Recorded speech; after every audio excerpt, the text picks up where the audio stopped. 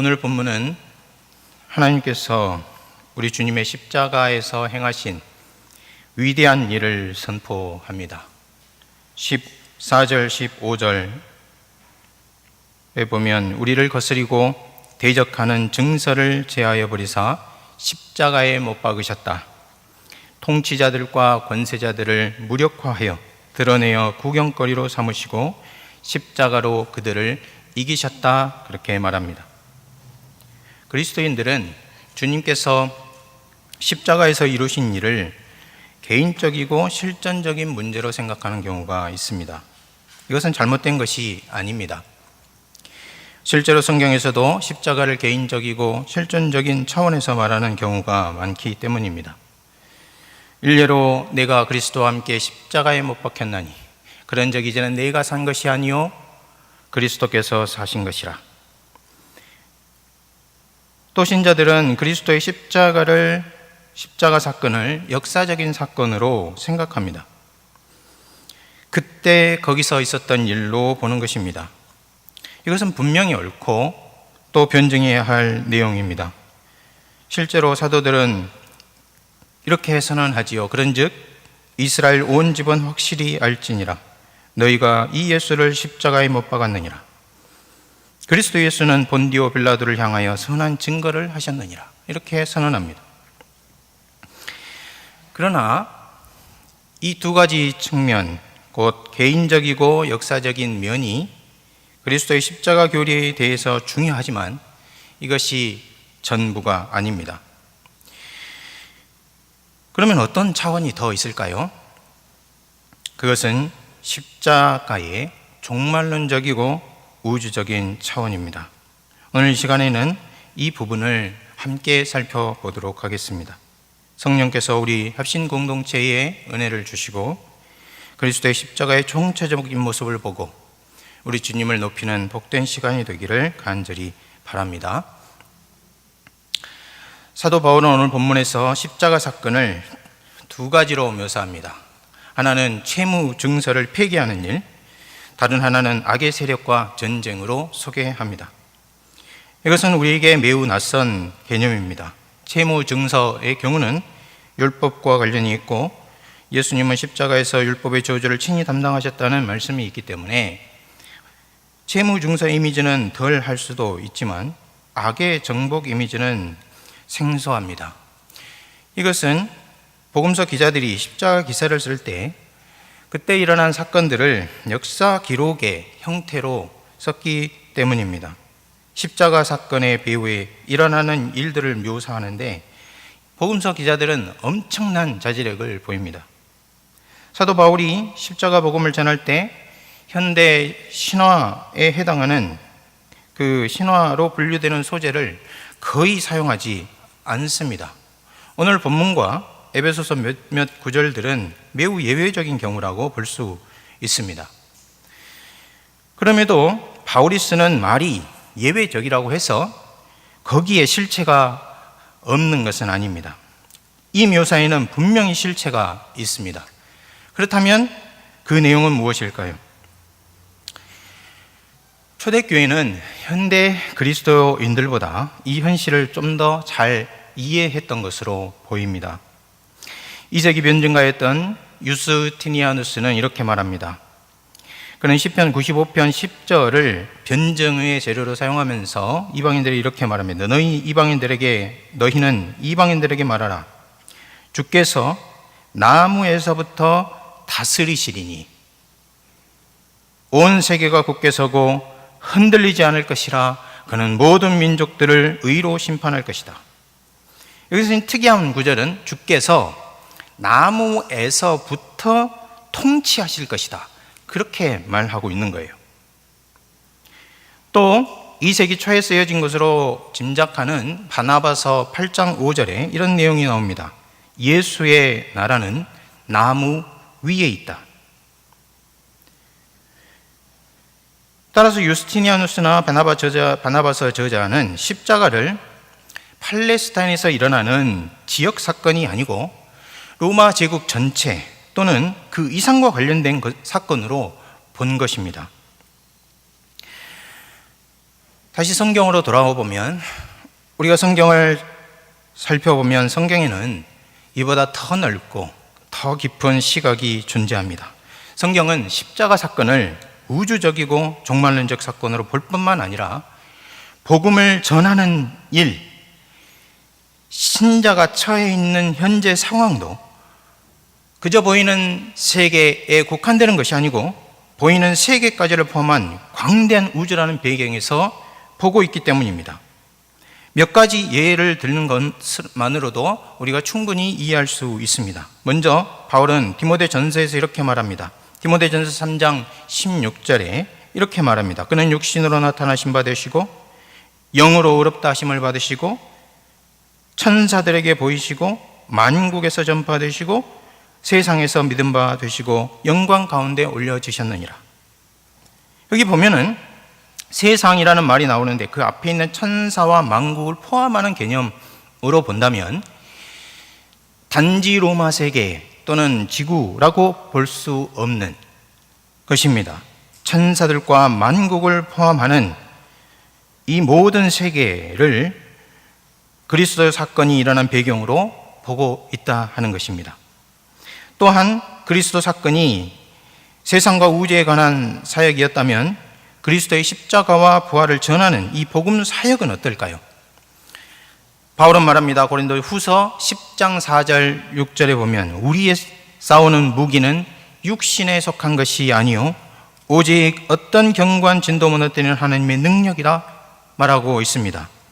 에베소서 6장 12절에 보면 우리의 씨름은 혈과 육을 상대하는 것이 아니요 통치자들과 권세들과 이 어둠의 세상 주관자들과 하늘에 있는 악의 영들을 상대함이라 말하고 있습니다. 그러니까 그리스도를 전하는 복음 사역은 단지 대인에 대한 사역이 아니다. 사람에 대한 사역에 그치지 않고 싸움의 궁극적인 대상이 혈과 육이 아니라 보이지 않는 세계의 악한 영들에 대한 것이다 말하고 있는 것입니다. 따라서 사도들과 초대교회의 복음 전도자들의 무기는 육에 속한 것이 아니라 초월적인 하나님의 능력이어야 했던 것입니다.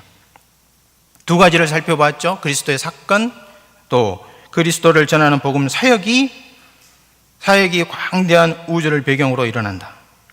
그러나 여기에 그치지 않습니다. 그뿐만이 아니고 십자가와 부활 복음을 전하는 복음 전도자들도 우리가 사람을 만나고 지역을 여행하고 또 세상의 문화권에 들어가지만 그 일이 그들에게만 일어나는 일이 아니다 말하고 있어요. 고린도 전서 4장 9절에 이렇게 말합니다. 내가 생각하건대 하나님이 사도인 우리를 죽이기로 작정된 자와 같이 끄트머리에 두셨음에 우리는 세계 곧 천사와 사람들에게 구경거리가 되었노라.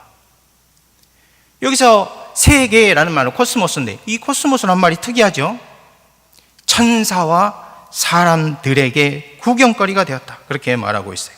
그리스도 사건도 복음 사역도 복음을 전하는 사역자들의 활동도 모두 보이지 않는 세계까지 드러나는 그런 일이다 하는 것입니다. 그렇다면 지금 바울이 골로새 교인들에게 편지를 쓰고 있는데 이 편지를 받는 골로새 교인들의 상태는 어땠을까요? 바울이 이렇게 말합니다. 여러분 골로새서 2장을 폈는데 1장 13절을 한번 봅니다. 1장 13절에 이렇게 말하고 있습니다.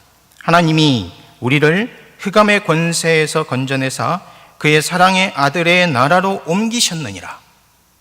20절에 보십시오. 20절에 보면 십자가 사역으로 무엇을 이루었는지를 설명할 때 그의 십자가의 피로 화평을 이루사 만물 곧 땅에 있는 것들이나 하늘에 있는 것들을 다 그로 말미암아 자기와 화목하게 되기를 기뻐하셨다 말하고 있어요. 골로새 교인들은 현재 부활하신 주님이 세우시고 다스리는 나라에 속해 있다는 현실을 말함과 동시에 그들이 불과 몇 년 전만 해도 있었던 과거 상태를 말하고 있습니다. 흑암의 권세 아래에 있었다는 것이에요. 그런데 그들이 과거의 그 속에 속해 있었기 때문에 옮긴 후에는 그 세계가 사라지는 것인가? 그런 것이 아니죠. 골로새 교인들의 이웃, 친척, 지인들 그리고 그 지역에 사는 동료 헬라인들은 아직도 그 흑암의 왕국에 있습니다. 그들에게 흑암의 권세는 매일매일 만날 때, 대화할 때, 그리고 어떤 일을 계획하고 의논할 때 접하는 현실인 거예요. 바울이 하나님의 구원을 이 배경에서 선포하고 있는 것입니다. 그러면 우리가 질문할 수 있습니다. 하나님은 십자가에서 어떤 일을 행하셨습니까? 골로새서 1장 20절에 보면 하나님은 그리스도의 십자가의 피로 화평, 곧 평화를 이루시고 종말론적 샬롬을 이룩하시고 만물을 자신과 화해하도록 하셨다, 그렇게 말합니다. 바울이 이 만물은 땅에 있는 것들과 하늘에 있는 것들입니다. 여기에 골로새인들도 포함이 되어 있고 그들이 이전에 두려워했던 정치 권력들, 종교 세계의 권력자들도 다 포함이 되어 있고 그들이 이전에 꾸며낸 겸손과 숭배로 달래보고자 했던 보이지 않는 악한 영들과 영웅들도 속해 있습니다. 하나님은 자신과 이들 모든 존재 사이에 평화를 수립하셨다 하는 거예요. 그리고 그 방편이 바로 우리 주 예수 그리스도의 십자가였다는 것입니다. 여기서 십자가가 단순히 골로새 교인들의 신앙을 위한 것이 아니라 보이는 존재들과 보이지 않는 존재들, 그들과 종말론적인 평화를 세우기 위한 우주적인 사건이었다는 것을 알 수 있습니다. 그리스도의 십자가는 자기 백성을 구원하기 위한 구속 사건이었을 뿐만 아니라 보이지 않는 세계와 관련된 종말론적이고 우주적인 사건인 것을 살펴보았습니다. 그렇다면 2000년 전에 그때 그 자리에서 일어난 그리스도의 십자가가 어떻게 악의 통치자들과 권세자들을 정복하는 전쟁이었고 그들을 패배하게 한 싸움이었는가 질문을 할 수 있습니다. 이 질문에 대답하기 위해서는 먼저 두 가지 사실을 확인하는 것이 필요합니다. 십자가에서 일어난 일이 무엇인지를 확인하는 거예요. 십자가에서 어떤 일이 벌어집니까? 우리가 십자가를 점적인 곳, 사건, 다시 말하면 골고다에서 십자가가 세워지고 그리스도가 처형되는 사형 판결을 받는 그 사건으로 볼 때 사도들은 그 사건을 그렇게 보지 않습니다. 십자가에서 인류의 모든 악의가 총집결하고 악의 세력들이 총결집한다, 그렇게 봅니다. 그러면 하나하나 살펴보도록 하겠습니다. 먼저 그리스도의 십자가에서 하나님과 그의 메시아를 대적하는 인류의 대표들이 총집결합니다. 이것이 사도들이 십자가 사건을 보는 시각입니다. 여러분, 골로새서를 표시해 두고요, 사도행전 4장으로 한번 가보겠습니다. 사도행전 4장 24절부터 28절 말씀인데요, 골로새서를 표시해 두고 사도행전 4장을 보겠습니다.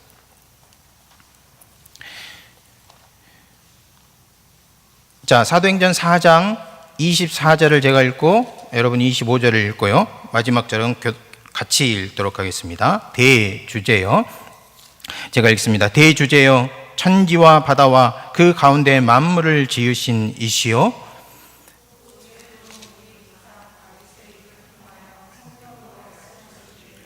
어찌하여 열방이 분노하며 족속들이 허사를 경험하였는고 세상의 군왕들이 나서며 관리들이 함께 모여 주와 그의 그리스도를 대적하도다 하시니로소이다.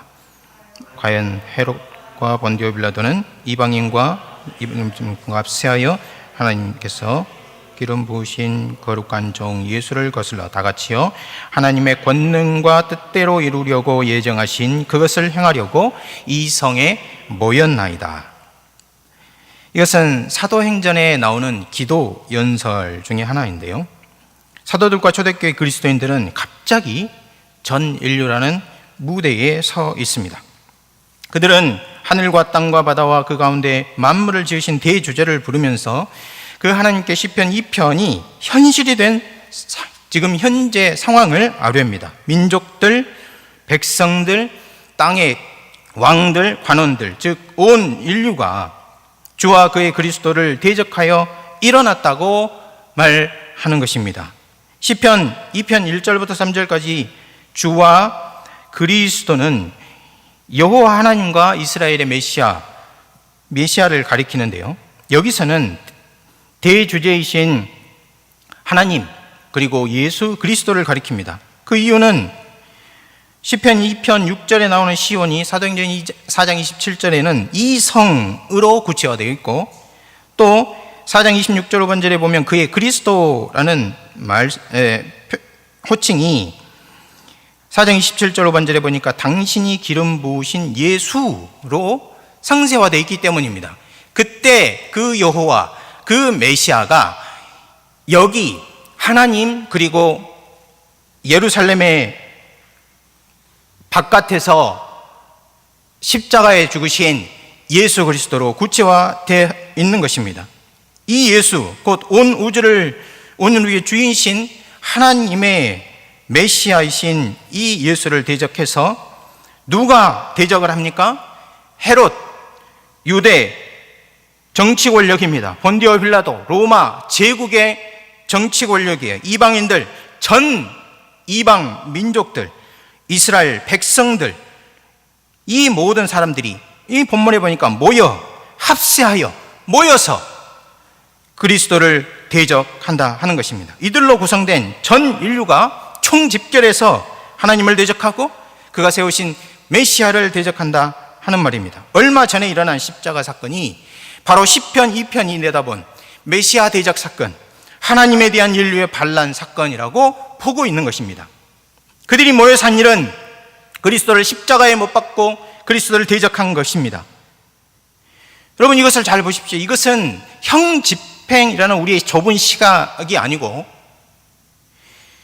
하나님과 하나님을 대적하는 우리의 전쟁, 싸움으로 묘사하고 있는 것이며, 또한 그것도 규모가 전 세계로 확장된 전쟁을 묘사하고 있는 것입니다. 그러나 한층 더 깊이 들어가 보면 여기에는 보이지 않는 하나님의 계획과 지혜가 움직이고 있는 것을 우리가 관찰할 수 있어요. 십자가 사건이 하나님을 대적하는 인류가 총집결해서 반역한 사건이라는 것, 이 일의 로마 정치 권력, 유대인의 정치 권력, 그리고 인류를 두 부분으로 나누면 유대인과 이방인으로 나누는데 그 두 부류가 전체가 다 참여해서 이런 사건이었다는 것이 명확하게 드러나고 있습니다. 이들이 그리스도를 대적하여 십자가에 죽였다는 것이죠. 그러나 악의 정복은 여기서 보면 악을 어떻게 정복하는 것인지 분명히 드러나 있지 않은 것이 또한 사실입니다. 다만 시편 2편은 악의 정복을 예언하죠. 하나님은 메시아에게 말씀하십니다. 2장 9절에 시편 2편 9절에 내가 철장으로 그들을 깨뜨리며 질그릇같이 부수리라. 그러나 이 일은요, 그때로부터 지금까지 일어나지 않은 것처럼 보입니다. 선지자들이 시편 2편 이후에 선지자들이 계속해서 악이 증가할 때 세상을 심판할 것이라고, 하나님이 행한 대로 갚으실 것이라고 예언했습니다. 그러나 그 일은 이루어지지 않았습니다. 오히려 악은 더 심해졌고 더 조직화되어 갔고 더 확장되고 더 만연했습니다. 사도 요한은 마지막으로 동일한 시편 2편 9절을 인용해서 이렇게 말합니다. 요한계시록 12장 5절에 여자가 아들을 낳으리니 이는 장차 철장으로 만국을 다스릴 남자라. 이 아이를 하나님과 하나님 아빠 그 보좌 앞으로 올려가더라 말하고 있어요. 계시록 19장 11절에도 마찬가지로 백마 탄 우리 주 예수 그리스도가 승리한 모습으로 다시 오실 그때에 그들을 곧 만국을 치고 만국을 깨트리는데 시편 2편 9절 말씀을 그대로 인용해서 말하고 있습니다. 그러니까 이건 것이죠. 십자가 사건이 여기 있고요. 십자가 사건을 예언한 사건이 시편 2편 1절부터 3절이에요. 시편 2편 9절, 다시 말하면 악을 정복하고 모든 악인들을 처결하는 이 예언은 그 마지막에 있는 것처럼 보인다는 것입니다. 시편 2편 한 시편을 가지고 세상 나라 전체를 조망하는 시각을 지금 성경이 갖고 있다는 것입니다. 그러나 여기서 보면 마치 악을 최종적으로 정복하는 것은 종말에 가서야 이루어지는 일이구나, 그런 생각을, 그런 인상을 갖도록 말합니다. 이 문제는 조금 이따가 다시 우리가 살펴보도록 하겠고요. 지금까지 관찰한 것을 요약해 보면 이렇습니다. 열두 사도와 초대교회는 십자가 사건에서 전 인류의 악이 총집결한 것을 보았습니다. 이것은 시편 2편이 예언한 것이 현실이 된 거예요. 하지만 시편 2편에서 예언한 악의 정복은 과거에도 현재에도 이루어지지 않은 것으로 보입니다. 메시아가 철장으로 악인들을 깨뜨리고 진노를 쏟아 멸망시키는 일이 일어나지 않았기 때문입니다. 이 일은 종말에 가서야 일어나는 것으로 보인다 하는 것입니다. 여기서 한번 생각할 점을 생각하고 다음으로 넘어가겠습니다. 여기서 우리가 잠시 멈춰서 생각해 볼 점은 메시아가 창조로부터 지금까지 어느 시점에 메시아를 대적하는 통치자들, 권세자들, 악인들을 처결했다고 우리가 가정해 보시죠. 당대 악인들을 모두 가려내가지고 진노를 쏟아내었다면 그러면 악이 해결되는 것인가? 여러분, 이렇게 하면 악이 해결됩니까? 그럴 수 없습니다.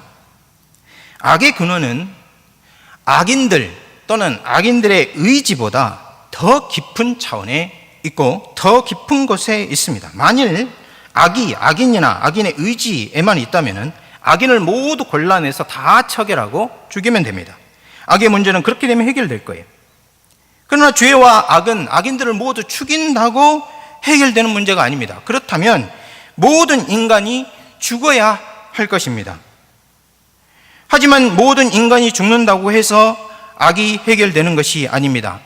한 가지 예를 든다면 우리는 이 사실을 알 수 있습니다.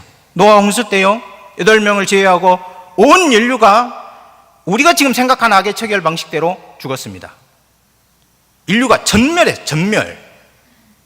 그러나 죄와 악이 인류의 전멸과 함께 죽었습니까? 죄와 악은 악인을 죽인다고 해서 해결되는 문제가 아니에요. 인간의 생물학적인 죽음이 죄로 인해 손상된 하나님의 거룩함, 명예를 회복하지 못합니다. 더 나아가서 악은 인간에게만 있는 것이 아니에요.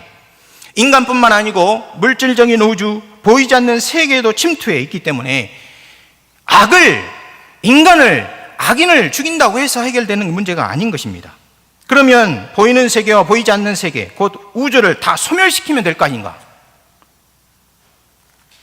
그러면 악이 사라집니까? 그것이요, 그렇게 간단하지가 않습니다. 만일 그렇게 하면 악은 사라질지 모르지만 하나님은 전능한 분도 아니요 전지한 분도 아닌 분으로 나타나게 됩니다. 왜 그렇습니까? 악이 나타날지 분명히 알았고 자신이 창조한 세계를 소멸시키지 않는 한 그 악을 정복할 계획이 없는, 극복할 길이 없다는 것을 아시고도 세계를 창조하셨다면 하나님의 지식, 하나님의 지혜, 하나님의 거룩, 하나님의 권능이 손상을 입겠죠. 근본적으로 다른 해결책이 필요하다는 것을 알 수 있습니다. 십자가에서 온 인류가 그 악의를 총집결한 사건을 볼 때 시편 2편에서 시편 2편 9절 말씀이 왜 지금까지 이루어지지 않았느냐 하는 것을 알아보기 위해서 잠시 생각을 했습니다. 그러면 두 번째로 생각해야 될 점은 악인들이 집결한 것뿐만 아니라 악이 총집결하는 부분도 우리가 살펴볼 가치가 있습니다. 복음서를 살펴보면 특별한 기록이 나오는데 이 기록을 면밀히 읽어보면 하나님께서 그리스도의 십자가로 하시는 일이 무엇인지 드러납니다. 그 특이한 현상이라는 것은 악이 십자가로 집결하는 모습입니다. 복음서 기자들은 이 사실을 기록할 때 아까 말씀드린 것처럼 극도로 절제하고 조심하기 때문에 이 현상이 마치 사단의 행보로 드러나지 않고 잘 보이지 않습니다. 마치 하나님을 대적하는 종교 권력, 세속 권력, 악인들이 집결하는 현상으로만 보입니다. 이것은 매우 특이한 현상이며 외경과 유대주의 문헌, 이 성경 바깥에 있는 문헌들과 성경이 근본적으로 차이가 나는 그런 차별점이라고 볼 수 있습니다. 그러나 아무리 복음서 기자들, 그리고 성경 기자들이 이 사실을 절제하고 조심하여 기록한다 할지라도 그들도 사단의 행보를 언급하지 않을 수 없는 때가 옵니다. 그것을 잠시 살펴보겠습니다. 여러분 잘 아시는 것처럼 예수님이 공생애를 시작하실 때 사단이 직접 나서서 시험을 하죠. 이것은 두 개인의 결투로 보이지만은 조금만 생각해 보면 첫 아담과 뱀의 전쟁 이후에 구속사의 전체 흐름을 바꿀 수도 있는 엄청난 전쟁이었다는 것을 알 수 있어요. 그런데 사단이 이 시험을 끝내고 어떻게 됩니까? 누가복음 4장 13절에 이렇게 말합니다. 마귀가 모든 시험을 다 한 후에 얼마 동안 떠나니라. 마귀가 모든 시험을 다 한 후에 얼마 동안 떠나니라. 이 기록이 너무나 조용하고 평화로운 기록이기 때문에 지금 이 전쟁에서 어떤 일이 벌어졌는지 우리가 감이 잘 나오지 않지만 사단이요 완패한 것입니다. 완패. 그걸 어떻게 할 수 있습니까? 사단은요 이 시험 이후로 직접 나서서 마치 그리스도를 인간의 몸을 입고 오신 그리스도를 대적할 수 있는 자로 다시 드러나는 것을 주저합니다. 은밀하게 행동하고 그에게 속한 마귀들을 통해서 전면에 내세우는 그런 방식을 택합니다. 이것을 볼 때 지금 4장 13절에 있는 이 내용은 전쟁에서 사단이 완패한 거예요. 그런데요 완패한 사단이 은밀하고 간접적으로 활동을 하다가 마지막 6월절에 다시 등장하는데요. 누가복음 22장 3절에 이렇게 말합니다. 12 중에 하나인 가룟인이라 부르는 유다에게 사단이 들어가니라. 사단이 들어가니라. 사단이 직접 나서는 거예요. 요한복음 13장 2절, 26절, 27절, 30절에 보면은 다시요 이게 단계마다 단계로 묘사하고 있는 모습이 보이는데요.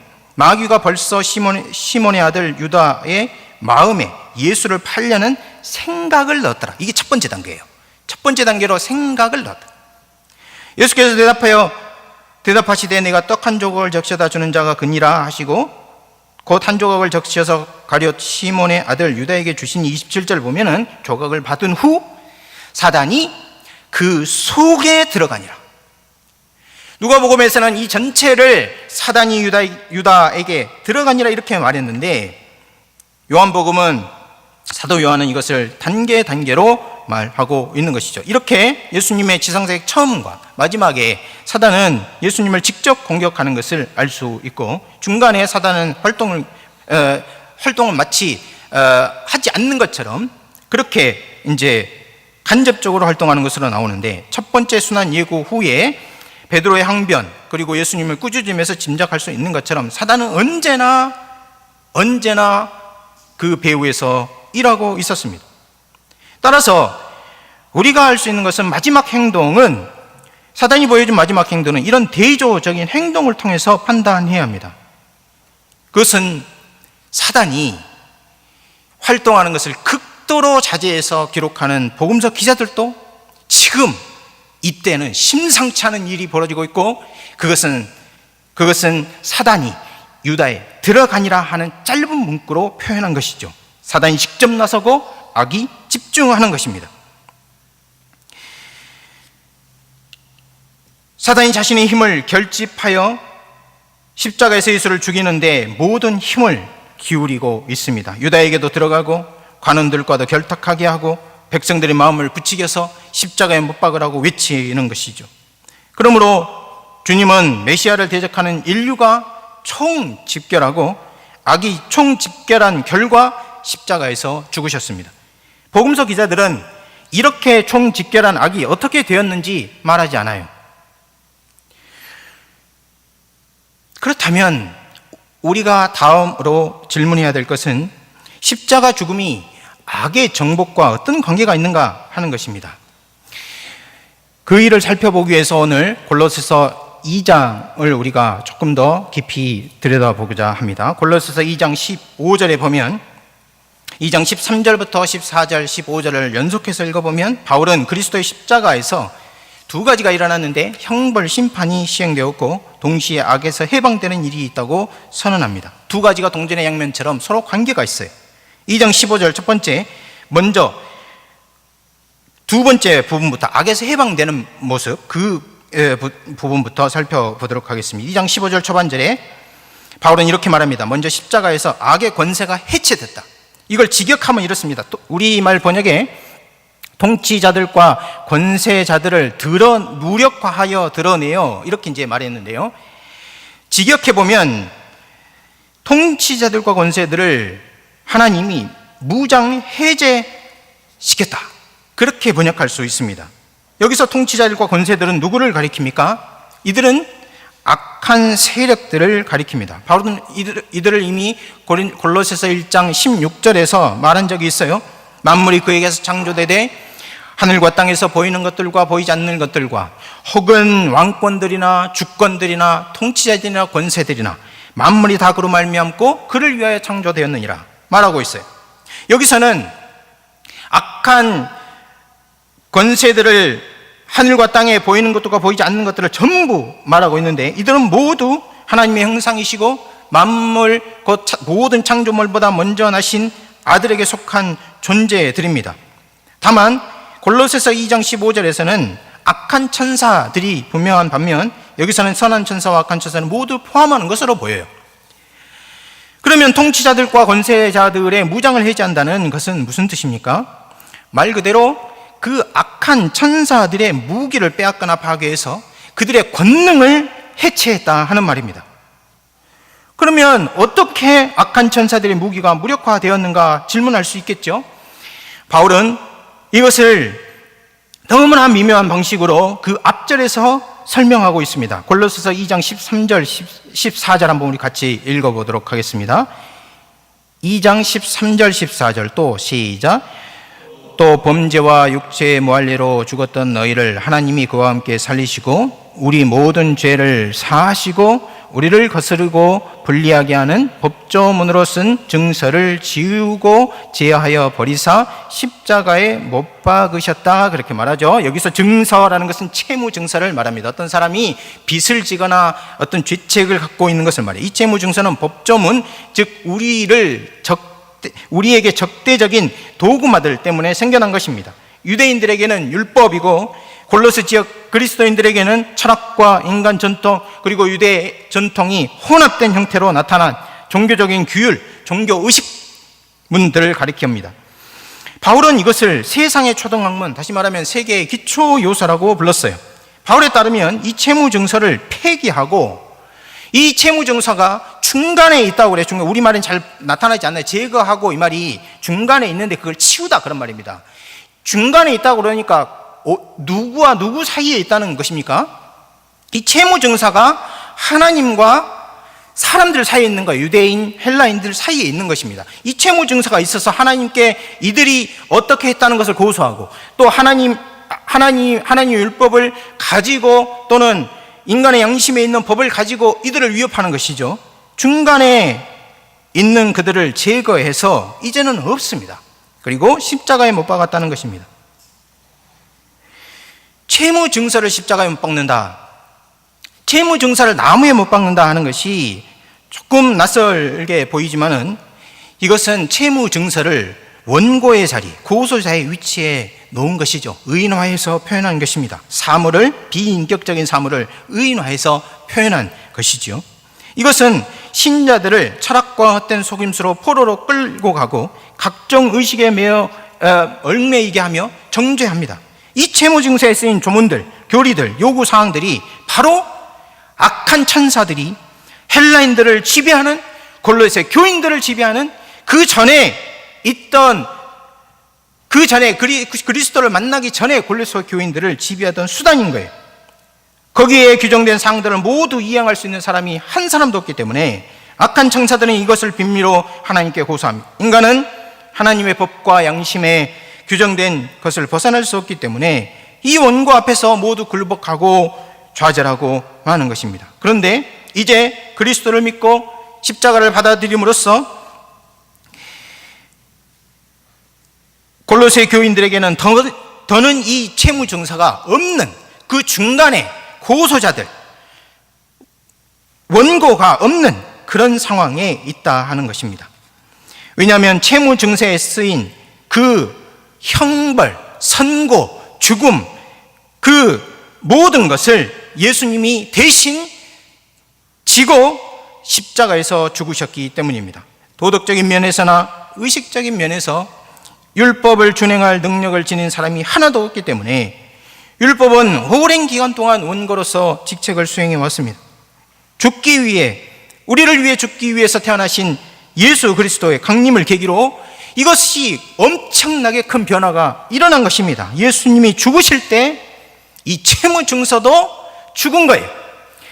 예수님이 십자가에 못 박히실 때 율법 또한 우리에 대해서 죽은 것입니다. 율법이 죽자마자 악한 통치자들과 권세들의 권력 기반이 송두리째 뽑힌 것입니다. 왜냐하면 그들은 더는 피고에게서 무언가를 요구할 수 있는 권리가 없기 때문입니다. 모든 신자들은 골로새 교인, 유대인, 그리스도인 할 것 없이 모두 다 육에 속해 있기 때문에 이 육을 벗지 않는 한, 이 채무 증세에서 자유로울 수 없는데, 예수님은 우리의 본성을 그대로 취하셔서 이 본성에 하나님의 진노와 정죄의 심판을 내리게 함으로써 육에 속한 모든 사람들을 해방하는 일이 있었던 것입니다. 악을 정복한 것입니다. 여러분, 그뿐만이 아닙니다. 악의 힘 중에 하나는 거짓입니다. 거짓. 그런데 바울은 오늘 십자가로 한 일을 그 뒤에 말하고 있어요. 통치자들과 권세들을 무력하여 무장해제하여 악의 정복을 말씀드렸고, 그 다음에 보시면 드러내어 구경거리로 삼으셨다, 그렇게 말합니다. 이것은 직역해보면 통치자들과 권세자들을 공개적으로 드러냈다, 그런 말이에요. 통치자들과 권세들의 무엇을 공개적으로 드러냈다 하는 것입니까? 그것은 거짓과 악이, 그들 속에 있는 악을 드러냈다 하는 것입니다. 이들의 악과 어둠을 드러낸 것입니다. 그러면 우리는 이렇게 질문할 수 있죠. 왜 그리스도의 십자가가 이것을 폭로한 것인가? 우리 주님은 악의 깊이와 높이, 규모가 십자가에서 그대로 드러나도록 하셨기 때문에 이 일을 하셨습니다. 베드로 전서 2장 22절 23절에서 사도 베드로도 이렇게 말합니다. 그는 죄를 범하지 아니하시고 그 입에 거짓도 없으시며 욕을 당하시되 맞대어 욕하지 않으시고 고난을 당하시되 위협하지 아니하시며 오직 공의로 심판하시는 이에게 부탁하시고 친히 나무에 달려 그 몸으로 우리 죄를 담당하셨느니라. 사단과 악의 천사들의 사악함이 어디 있습니까?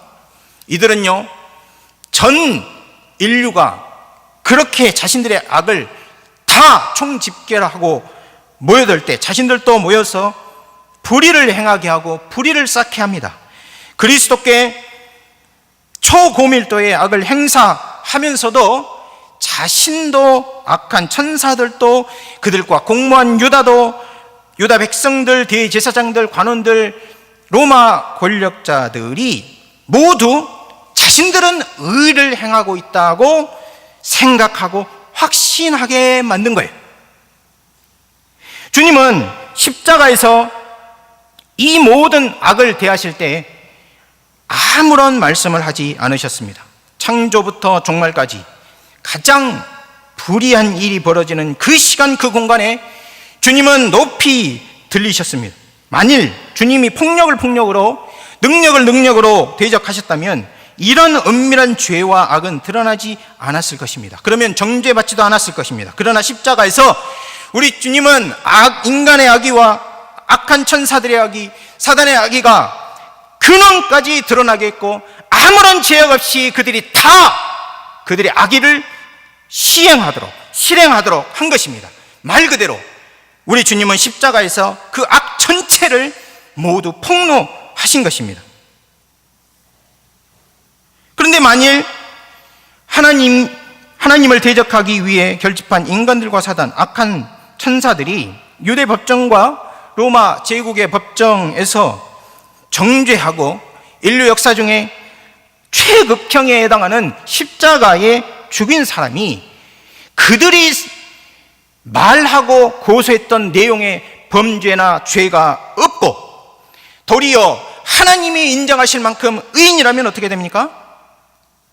그것도 당대뿐만 아니라 그 지역뿐만 아니라 온 우주에 내놓아도 아무런 흠을 찾을 수 없다면 어떻게 됩니까? 하나님이 그 일을 하셨죠. 우리 주님을 죽음에서 부활하여 이는 나의 아들로 아무런 죄가 없이 억울하게 죽었다. 긍정적으로는 내 백성의 죄를 위하여 죽었다. 그렇게 되면 어떻게 됩니까? 예수님은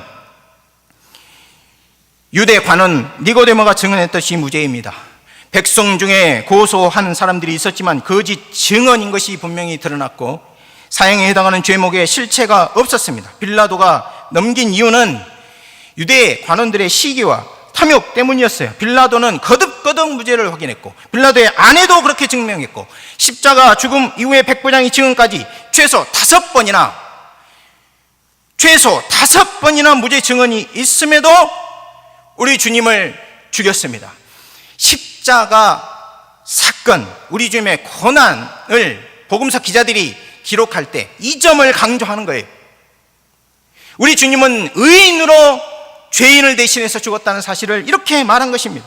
따라서 예수님은 공식적인 로마 법정에서 무죄한 자요, 의인이었으나 사형 판결을 받았고 그것도 가장 극악한 십자가형을 받은 것입니다. 그렇다면 십자가에서 빌라도, 헤롯, 유다의 관원, 백성들과 로마 군인들, 유다, 사단과 악한 천사들은 지극히 의로운 자에게 최대의 악을 행사했다는 말이 돼요. 만일 이것이 사실이라면 하나님의 법정에서 이들에 대한 정죄는 십자가에서 그들이 행사한 불의에 비례해서 드러나게 돼 있어요. 최대 의인에게 최대 악을 최대 밀도로 행사했기 때문에 사단과 악에 속한 통치자들과 권세자들의 정죄는 무한히 되는 것입니다.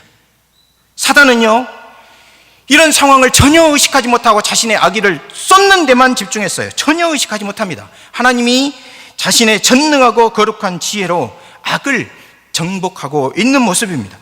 하나님은 그리스도를 그의 피를 통한 속죄물로 온 우주에 공개적으로 제시하셨습니다. 사단과 악한 세력들은 그들 안에 있는 죄의 참된 성격을 숨겼습니다. 그러나 하나님은 죄를 그 끔찍한 결과들로 나타내 보이신 거예요. 죄는 자신의 통치를 거짓으로 시작하나 하나님은 자신의 진리를 견지하심으로써 승리하신다는 사실을 보여주고 있습니다. 악을 정복했고 악을 폭로했습니다. 그러면 악을 어떻게 이기셨을까요? 그리스도는 악을 악으로, 폭력을 폭력으로, 불의를 불의로 맞서지 않았습니다. 그리스도께서 왜 군대 귀신 물리치듯이 군단 규모 되는 악한 천사들을 선한 천사들 대동해서 대적할 수 없겠습니까? 하지만 그리스도는 자신의 힘으로 그들을 제압하기를 원치 않으셨어요. 왜냐하면 악인들이나 악한 천사들의 들 안에 있는 죄는요, 물리적인 힘이 아니라 도덕적인 힘 때문에 악한 거예요. 사단의 세상에 대한 사악한 권세는 죄의 가운데 있고 죄의 권능은 율법 가운데 있다고 성경이 말합니다. 그래서 하나님은 이 권세를 도덕적인 방식으로 정의와 의를 수단으로 정복하기를 바라셨습니다. 그리스도의 십자가가 왜 도덕적인 방법일까요? 만일 하나님이 자신의 권능으로 악과 죄, 사단을 멸망시키자고 우리가 가정해 보시죠. 그러면 선한 천사들, 선을 힘썼던 사람들에게 불의가 돌아갈 수 있습니다. 이것보다 더 심각한 것은 하나님의 의의 손상이 간다는 것입니다. 선과 악은 우리 인간이 겉보기로 판단할 수 있을 만큼 그렇게 간단하지가 않습니다. 가장 큰 문제는 하나님이 죄와 악한 천사들을 이용하거나 허용해서 선을 이루고 계시기 때문입니다. 인간이 기대하는 방식으로 선과 악을 규정한다면 인간의 판단에 따라서 악을 선에서 분리하고 그 악을 제거하면 되는데 그것이 그렇게 되지 않는다 하는 것입니다. 그러나 하나님은 인간에게 보이지 않는 선이나 인간에게 계시하거나 설명하지 않는 선도 자신의 의에 근거해서 지금도 이루어가고 있습니다. 사단과 악한 천사들은 겟세마네에서 골고다에 이르는 길에 주님을 공격하기 위해서 직접 나섰지만 그리스도는 자신의 대속적 죽음으로 사단이 자신의 고소를 위해 쓰려던 법적 근거 비슷한 것까지라도 다 뽑아내고 빼앗아 버리신 것입니다. 여기서 하나님이 전 우주에 우리가 어떤 숫자 0으로 표현할 수 없는 절대적 무, 고소와 혐의의 절대 부재가 무엇인지를 주장할 수 있는지 근거가 드러납니다. 그리스도는 무한한 불의와 악을 빠짐없이 당했고 그 중에 아무것도 회피하지 않았습니다. 하나님은 여기서 자신의 무한한 의를 세울 토대를 마련하신 것입니다. 하나님은 자기 아들을 죄된 육신의 모양으로 그 육신에 종말론적 정죄 심판을 행하시고 거기서 죄와 악의 총체가 드러나게 하시며 아들의 십자가를 붙드는 사람에게는 자신의 율법이나 그 이전에 있던 철학이나 그 어떤 것도 규정할 수도 없고 알 수 없던 비밀한 하나님의 의를 선물로 주시고 이 세상이나 오는 세상에서 어떤 존재도 자기 백성을 정죄하지 못하도록 하시는 것을 옳다고 판단하신 것입니다. 따라서 십자가는 하나님이 지혜가 총집결한 지혜의 총체이고 하나님의 거룩과 하나님의 능력이 총집결한 하나님의 능력과 거룩의 총체인 것이에요. 바울은 십자가에서 죄와 악의 권세가 해체됐고 폭로되었을 뿐만 아니라 포로되어 최후 심판날까지 행진하고 있다고 말합니다. 골로새서 2장 15절 후반절에 보시면 십자가로 그들을 이기셨느니라 하는 말이 나와요. 십자가로 그들을 이기셨다 하는 말을 문자적으로 번역해 보면 승리 행렬을 끌고 가신다 그런 뜻입니다.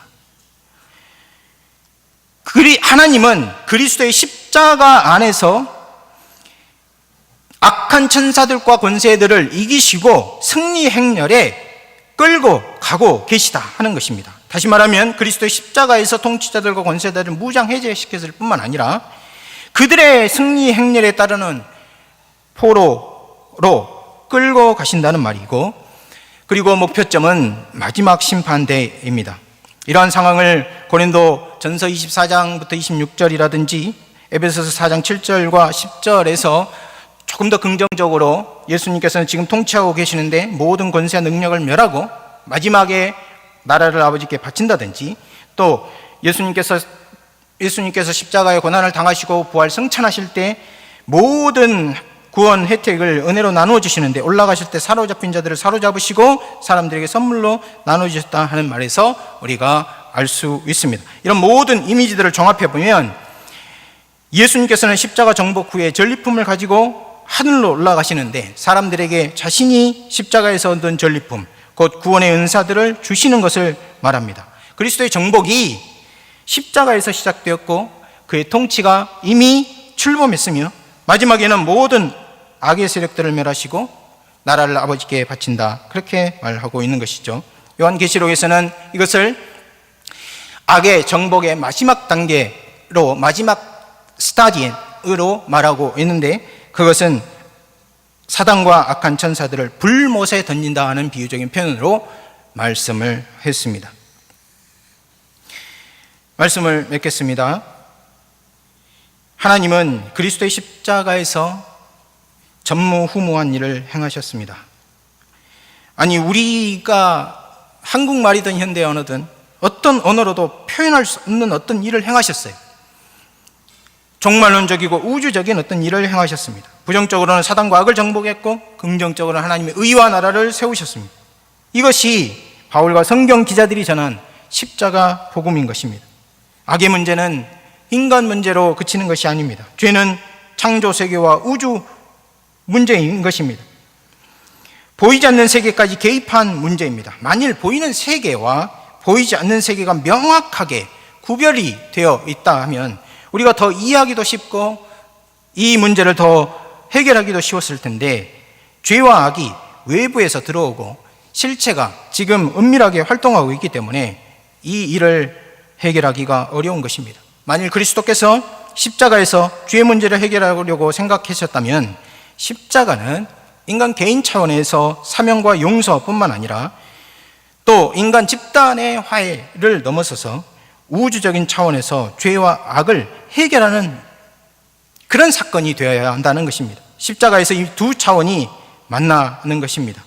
우리 주님은 십자가 죽음으로 하늘의 주의 영광을 계시하고 있습니다. 부끄러움의 십자가가 우리 주님의 영광의 보좌, 영광의 통치 보좌가 된 것이죠. 초대교부들이 나무 위에 있는 예수의 나라, 나무 위에서 반론하는 주의 통치를 선언한 것은 그야말로 깊은 통찰이 아닐 수 없습니다. 그렇다면 우리 신자들이 이러한 십자가의 우주적이고 종말론적 차원에서 누리는 혜택은 무엇입니까? 세 가지 정도를 우리가 생각해 볼 수 있습니다. 첫 번째는 그리스도의 정복에 참여한다는 것입니다. 악을 정복할 때 우리 신자들이 그 정복에 참여해요. 사도 요한은 말합니다. 이기는 자와 끝까지 내 일을 지키는 자에게 만국을 다스리는 권세를 주리니 그가 철장을 가지고, 신자를 말해요, 철장을 가지고 그들을 다스려 질그릇을 깨트리는 것 같이 하리라. 나도 내 아버지께 받은 것이 그러하니라. 예수님이 그리스도로서 세상을, 만국을 다스릴 권세를 아버지께 받았듯이 부활하신 예수님께서 신자들에게 만국을 다스리는 권세를 주시고 악을 정복하게 하신다 하는 것입니다. 두 번째는 악의 권세들이 신자들에게 궁극적인 결정권을 갖지 못합니다. 여러분, 신자들은 현재를 살아가고 역사적인 존재이기 때문에 종말론적이고 우주적인 차원에서 우리 삶을 잘 보지 못하는 경우가 있는데, 성경은 그 시야를 항상 열고 우리가 지금 현재에서 미래와 과거를 전체 구속사에서 내 삶의 자리를 보라고 권고합니다. 그런데요, 이 전체 그림에서 신자들을 그 어떤 존재도 정죄하거나 하나님, 그리스도 안에 있는 하나님의 사랑에서 끊을 수 없다고 바울이 말합니다. 신자들을 종말론적인 법정에서 고소할 존재가 없고 그리스도 안에 있는 하나님의 사랑에서 끊을 수가 없다 하는 것입니다. 세 번째로는 선으로 악을 이길 능력을 받습니다. 성경은 말합니다. 로마서 12장 21절에 악에게 지지 말고 선을 이기라, 선으로 악을 이기라, 이렇게 말하고 있는데 이건 그냥 명령이 아니고 요한일서 5장 4절 5절에 보면 무릇 하나님께로 난 자마다 세상을 이기는데, 그 세상을 이기는 이게 무엇이냐? 우리가 모두 다 믿는 자가 되는 초기에 하나님의 무한한 은혜를 받아 믿는 자가 될 때 그 믿음이 세상을 이긴다, 그렇게 말하고 있어요. 그렇기 때문에 골로새 교인들에게든 우리 신자들에게든 그리스도 한 분만으로 충분합니다. 여러분을 종말론적 법정에서 고소할 자가 없고 그리스도 안에 있는 하나님의 법정에서 끊을 자도 없습니다. 십자가가 악을 정복했기 때문입니다. 오늘날 악이 점점 성행하는 것 같으나 악의 예봉은 꺾였습니다. 이것은 성경의 주장이에요. 여러분이 하나님의 아들을 믿고 하나님이 선으로 악을 이길 능력을 주신 사실을 받아들이고 그것을 삶에 적용할 때 그야말로 이 일이 여러분의 것이 될 것입니다. 이 그리스도의 십자가의 복음으로 서로 위로하고 여러분의 남은 생애 동안에 여러분의 사역과 여러분의 개인 삶이 주님의 승리로 충만하시기를 주님의 이름으로 축원합니다. 기도하겠습니다. 하나님 아버지, 주님의 십자가의 복음의 한 면을 우리에게 알려주시고 알게 하시니 감사합니다. 마음속에 깊이 새기며 주님의 말씀을 열어주셔서 주의 성령으로 조명하여 주셔서 성경에서 말한 주님의 복음이 얼마나 영광스러운 것인지 알게 해주시고 주의 백성들이 하나님께 받은 것이 얼마나 부유한 것인지를 깨닫게 하여 주시옵소서. 우리 구주 예수 그리스도의 이름으로 기도합니다. 아멘.